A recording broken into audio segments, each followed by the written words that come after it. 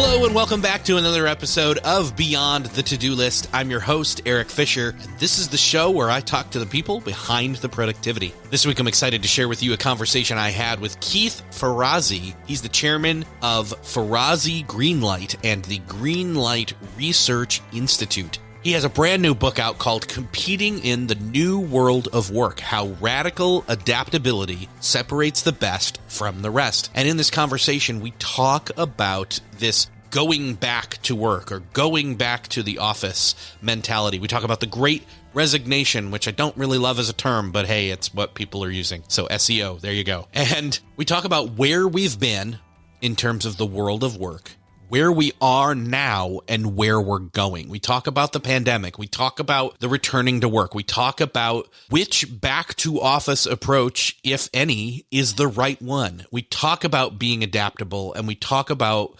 basically what the world of work looks like right now and how to move forward with adaptability. So to be adaptable, I'll get out of the way and say, enjoy this conversation with Keith Ferrazzi.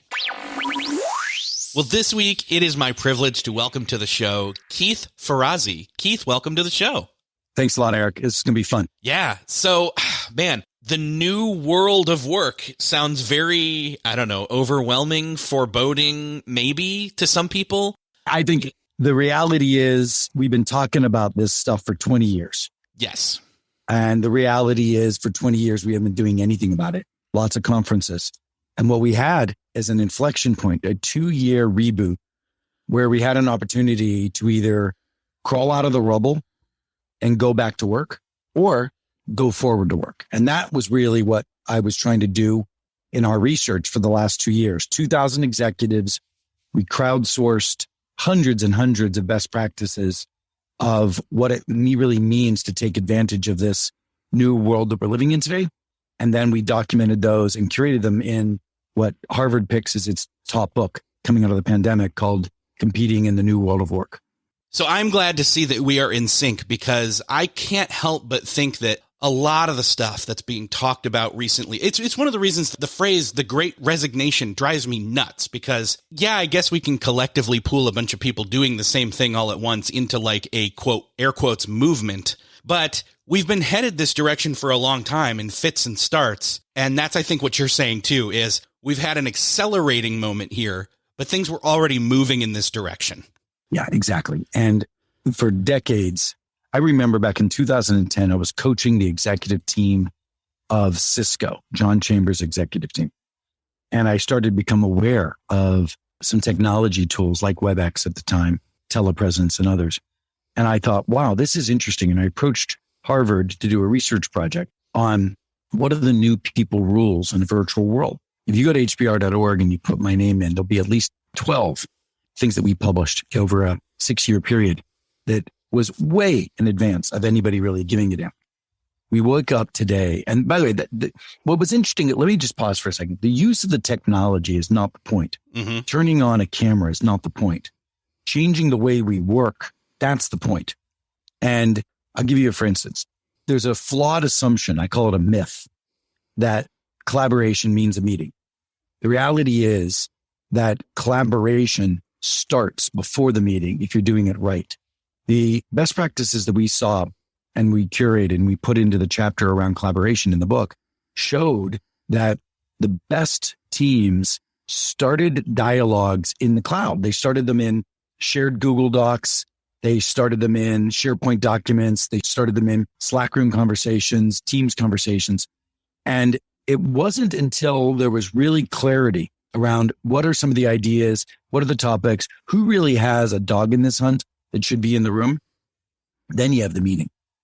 And then in the meeting, you open up a shared document, you start the conversation both verbally, but you also allow people to document their thinking in a document while the meeting's occurring.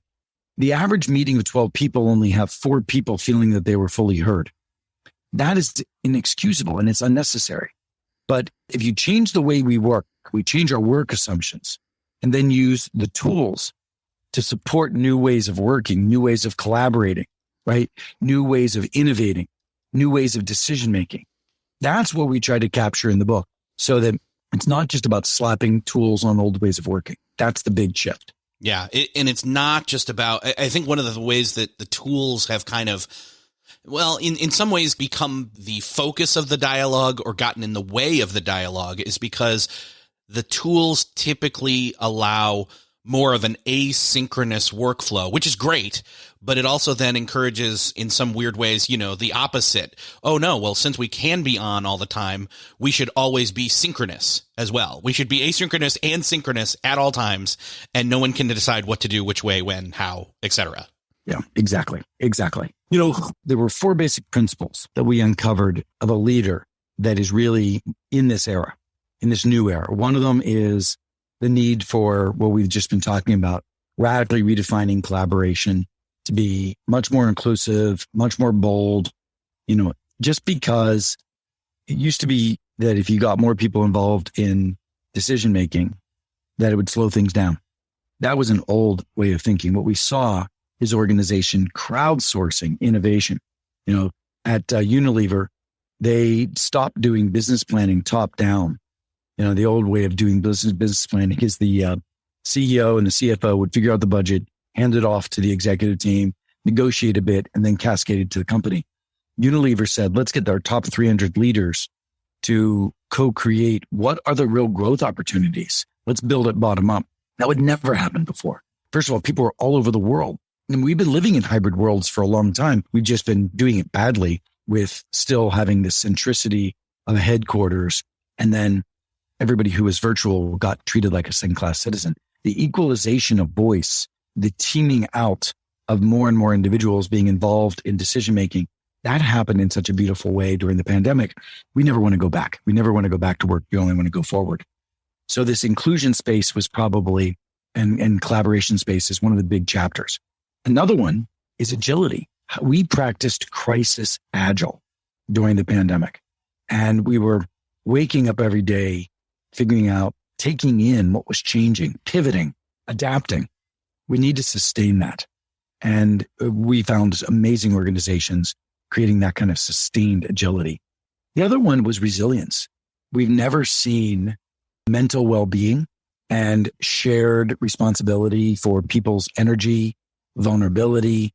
We saw an amazing awakening of the space of resilience in the pandemic, which I think we're never going to put that genie back in a bottle. So those are a few of the chapters that I just was inspired to share right now. I don't know if any of them are pique your interest, Eric. Yeah, well, and I want to say, I totally agree with you. I think we definitely were already living in a hybrid world, though not everybody wanted to admit they were living there yet. And I think what happened is we all ended up moving into the same space during the last 2 to 3 years where we were forced to live in the same space. And as things have kind of changed, and it's like, well, can I move back out again or move back into my old place? And it's like, no, it's not stuck here per se. It's that we've crossed a line, in other words. I don't think we're ever going to put flexibility of work. I was talking to an executive from a very traditional company this morning, a major oil and gas company, one of the top 5 execs in that company. And he said to me, he said, you know what? One of the beautiful things that we came awakened to was we all used to be worried. What would happen if somebody was outside of our line of sight? Would they really be working? He said, we put that to bed. We're never going to be concerned about that again. We all know that people showed up. We can trust our people, and they did extraordinary things. And I thought that was beautiful, particularly from an old state organization. So there's some really great awakenings that occurred and that I'm certain are going to last. But then there were a lot that we didn't go far enough. Yeah. For instance, did we really learn how to sustain constant looking around corners and foresight? In the chapter of foresight, by the way, I don't know if we talk much about it. The book is called Competing in the New World of Work. And I'm so proud of what we've done. It's Harvard's top pick coming out of the pandemic. There's a video series if anybody wants to really start implementing it differently in your own teams. And that video series is available at radicallyadapt.com, totally free. We just wanted to put more tools in your hands to use the book effectively, radicallyadapt.com. Anyway, so I feel like we are never going to put many genies back in a bottle, But I also think that we need to double down on a few others. So this one in foresight was interesting. Only 15% of companies did anything radical before the forced shutdown of the pandemic, which was really interesting because some of those companies had operations in China. They had the data, but they didn't do anything about it.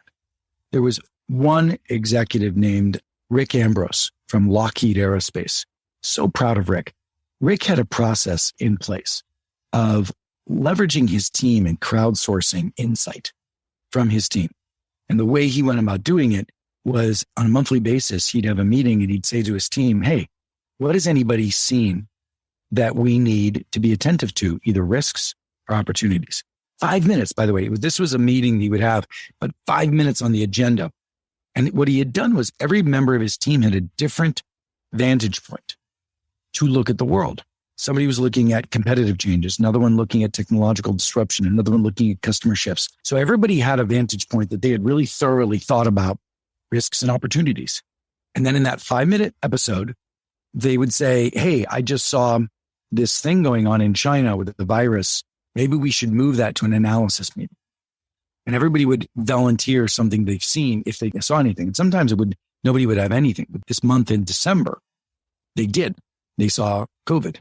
They moved to an analysis meeting in January, and they were fully virtual in February before everybody else was sort of caught on their heels in March. Oh, wow. So that's the kind of thing that I love finding and discovering, these gems of best practices that then we applied to other companies and really measured their impact. And we turned them into, stories that we would tell in the book.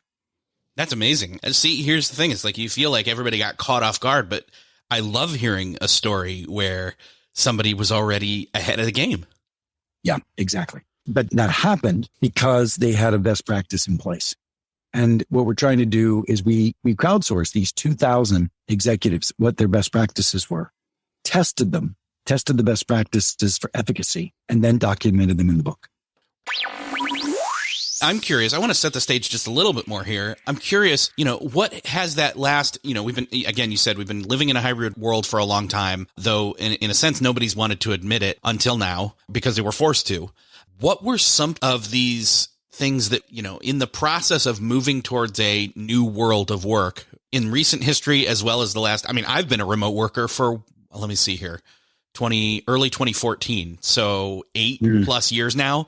And only, and it's been fits and starts and, it's had different moments where it's been like, oh, it's gelling. It's definitely gelled in the last, few years, especially, but that's again, because of an accelerated acceptance and working through of the kinks. Now there's still a lot there, but overall it's been getting worked through. That's my personal experience. I think the world in a lot of ways, again, there were a lot of people who've never worked remote before up until recently. And again, it's not all about remote, but it just accelerated things. But what would you say are some of the things, the major issues that just were not getting addressed until recently?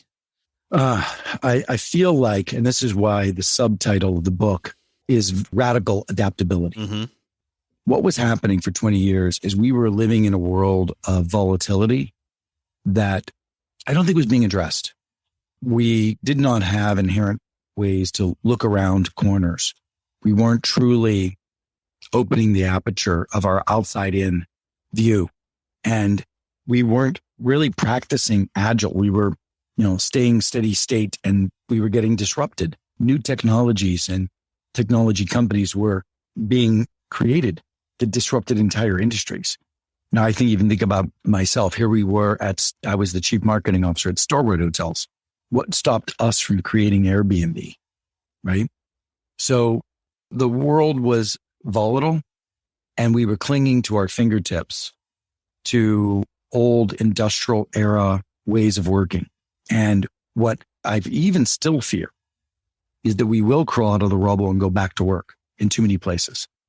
But for those who want to go on the journey to go forward to work, not back, to create a much more open aperture of crowdsourced foresight, to run agile as an operating system for our teams that, really humbly works in 2-week sprints and asks ourselves where we're struggling, where do we need to adapt and pivot, where the team opens the aperture for crowdsourced ideas and innovation and people are heard and resilience, where mental well-being is a component of a team sport, not an individual sport that you deal with in the shadows when you're overly stressed.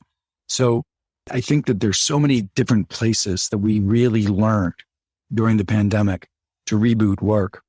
And I just don't want to let go of those. Now, when you say your fear is that some or many won't move forward in the right way, what makes you think that? It's just human nature. We're too stuck in our ways to adapt.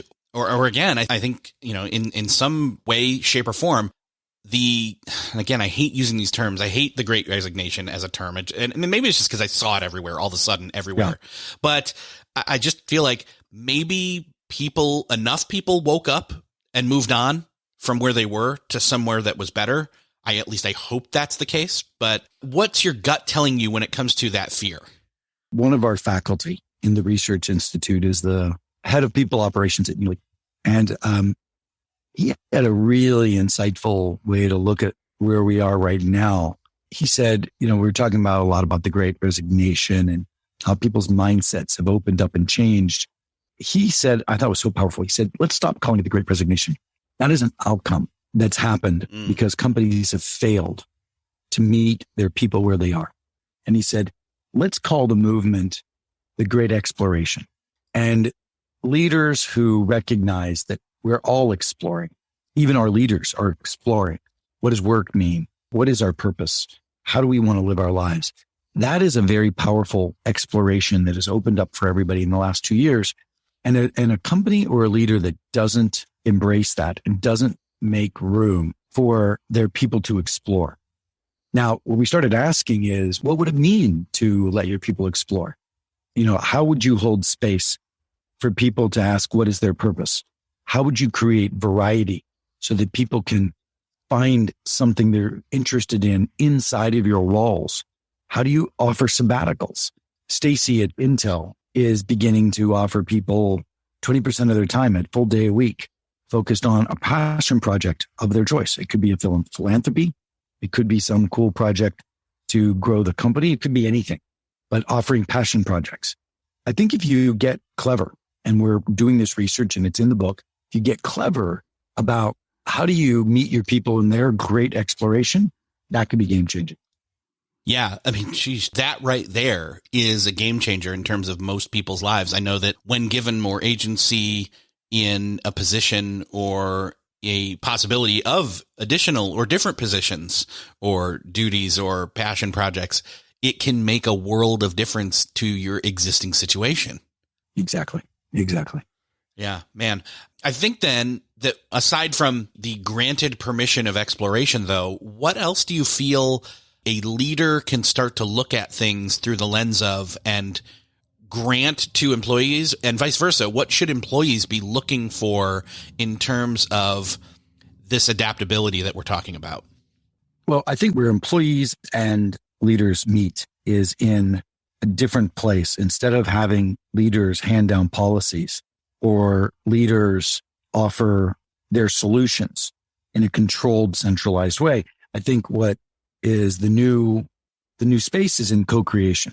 Somebody asked me the other day, what would you do if you were running your first physical meeting after 2 years of your team?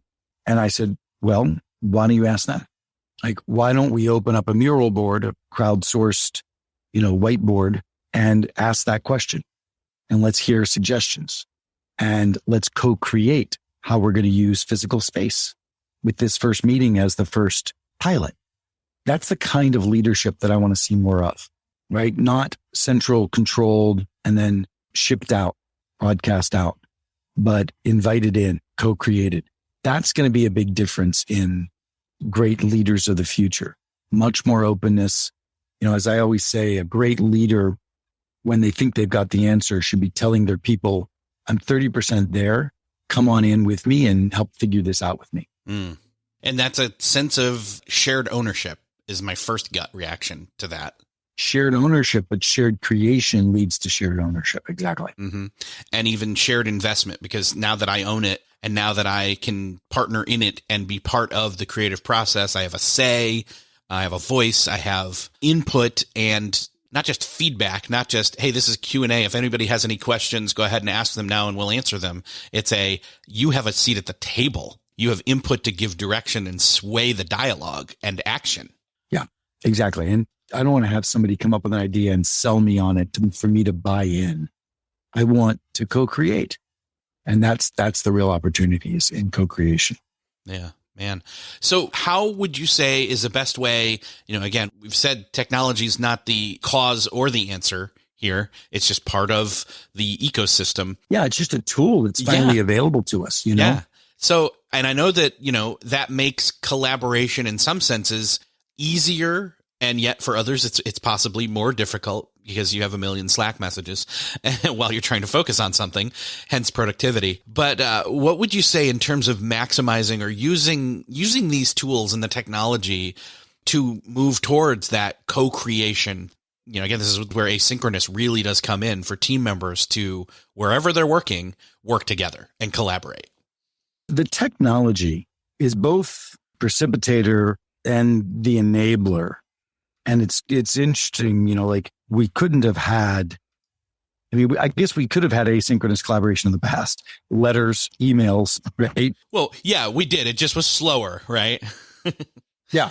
What's open now, though, is a level of technology that it would be ridiculous if you don't see how clear we could work together differently. There's a company called Mural, and I was talking to a Mural client not long ago, and I had tears in my eyes. There was a woman from South America who had been treated because of time zones, in a way that her work was always a level of detailed execution after the real thinking happened.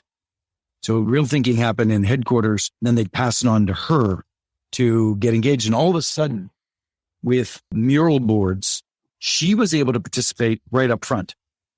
She was able to get deeply involved in the ideation and in fact led the ideation because she had good ideas, but she'd never been invited in because the technology wasn't there for her. That to me just blew me away. And this woman with tears in her eyes, right, said how this has changed her personal life.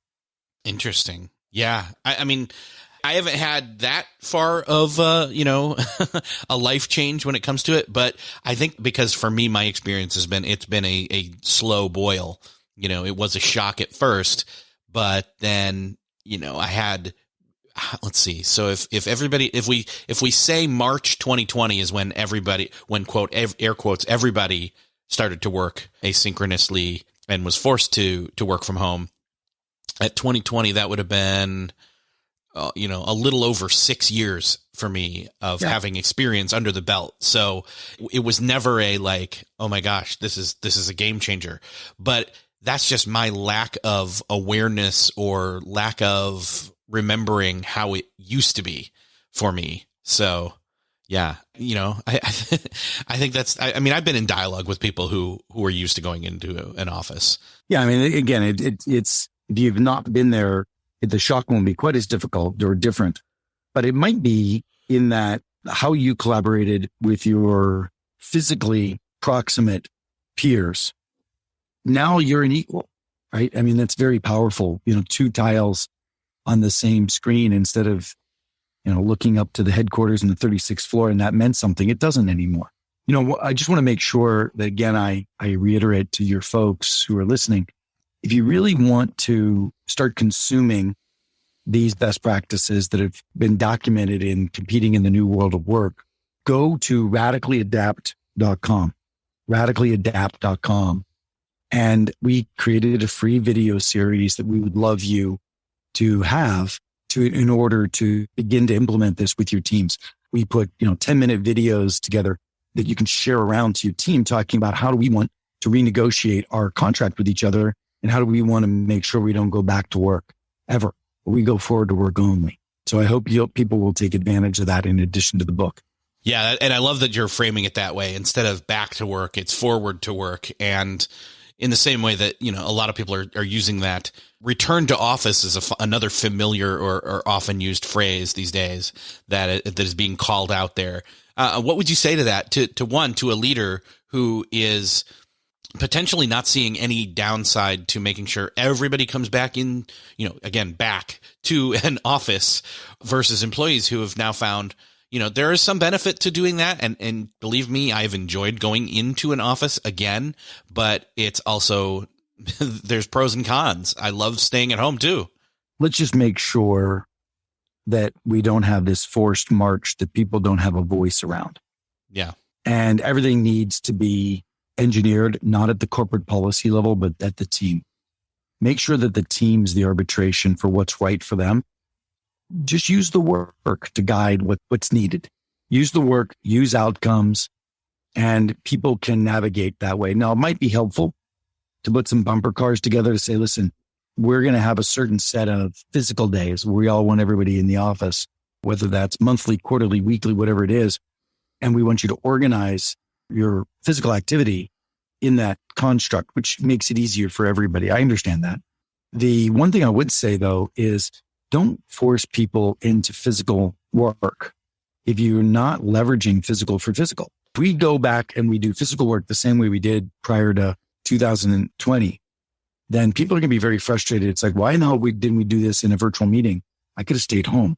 Make sure that you're addressing the issues physically that are more emotional. Right? Where there's that social chemical bonding of being physically proximate with each other matters, where it's celebratory, where it's bonding, where it's gritty issues. I used to get stressed with somebody. If I ever got stressed with somebody at work when I was the chief marketing officer at Deloitte, my old boss used to say to me, Keith, go have a long, slow dinner with them. Well, he's basically recognizing that, that is a better medium when I'm frustrated with somebody. A long, slow dinner, maybe a glass of red wine, is a better place to deal with that frustration. So make sure you're leaning in and using personal where personal is most valued. Yeah. I mean, I can say again, I'm sharing a lot of my personal experience, but with my job, I would probably not have been considered prior to the pandemic to be at this company because it was a New York City based company. There's also an office in London and another one in Tel Aviv, and I'm not naming them all, but in other words, there were a few core locations and that was basically it. And, adaptability as far as the extent of it goes, like many places was, oh, well, if you can't come in for some strange reason, then we accommodate you instead of it being an even playing field across the board. And again, we leaned into when I was there, like I did my first day there in the new office or in the office that I had never been in before. I did like a 12-hour day and didn't notice because I was so energized by being around people. And it was a different feeling and a different collaborative, instantaneous collaboration right across the desk from somebody and so on. And so I intentionally leaned in, but we also as a team and as a company leaned into that agency, that ownership, that voice giving and permission, not even just permission, but encouraging of interactivity and just a higher level of quality of work coming from it and a higher sense of purpose and achievement from it as well, I guess, is coming to mind too. Yes, exactly. Exactly. Yeah. So I guess what I hear you saying is there's really no one back to work or forward to work or back to office, like approach per se that is right for everyone. It's going to be different for everybody as long as, again, it's a collective, adaptable situation. And I think that's what all organizations that are thoughtful are coming up with. Exactly. Mm-hmm. Well, listen, I really appreciate the fluidity, the sort of ad hoc way, the cool dialogue that we've been having. I appreciate this a lot. It's been fun to, just casual dialogue on your podcast. I just wanted to make a note. I've enjoyed this style. Yeah, well, you know what? I don't think I've ever had anybody call that out specifically, but that's what I go for. So I'm calling this a win. Beautiful. And again, this is another drop in the sea change that is happening right now. And I hope that if you've not been thinking about this before, that you would. And you definitely, again, will link up to the new book, Competing in the New World of Work, How Radical Adaptability Separates the Best from the Rest, so you can be the best instead of the rest. And then also we'll drop in the link as well in the show notes for the video series that you've been talking about to make sure that people can go through that as well. So Keith, it has been awesome talking with you. Thanks so much for being here. And I can't wait to see what you and Greenlight Research Institute do next, but keep me updated. I'd love to keep the dialogue going. Thanks, Eric. I look forward to seeing you again soon. Awesome.